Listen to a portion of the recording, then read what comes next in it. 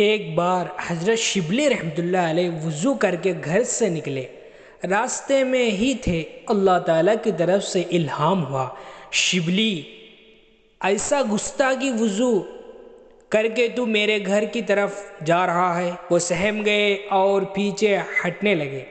جب وہ پیچھے ہٹنے لگے تو پھر دوبارہ الہام ہوا، شبلی تو میرے گھر چھوڑ کر کہاں جائے گا؟ وہاں پھر ڈر گئے اور زور سے اللہ کی ضرب لگائی۔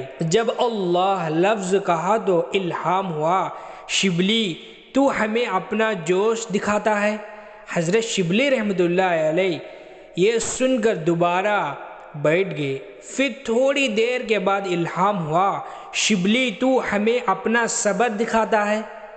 آخری کار کہنے لگے، یا اللہ میں تیرے ہی سامنے فریاد کرتا ہوں۔ اصل میں اللہ تعالیٰ اپنے پیاروں کے ساتھ ذرا محبت کی باتیں کرنا چاہتے تھے۔ حضرت شبلی رحمۃ اللہ علیہ ایک بار عجیب کیفیت اللہ کی محبت میں ڈوبے تھے۔ اللہ تعالیٰ نے ان کے دل پر الہام فرمایا، شبلی کیا تو یہ چاہتا ہے کہ میں تیرے عیب لوگوں پر کھول کر ظاہر کر دوں تاکہ تجھے دنیا میں کوئی منہ لگانے والا نہ رہے؟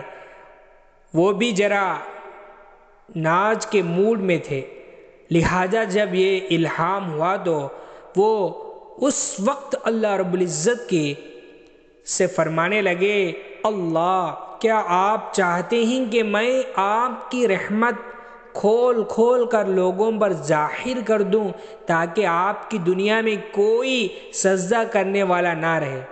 جیسا ہی یہ بات کہا اوپر سے الہام ہوا، شبلی نہ تو میری بات کہنا اور نہ میں تیری بات کہوں گا۔ سوچو تو صحیح کہ تعلق کی وجہ سے اللہ تعالیٰ اپنے محبوب بندوں کے ساتھ کس طرح راز و نیاز اور محبت کے باتیں، شفقت کی باتیں کرتے ہیں۔ سبحان اللہ۔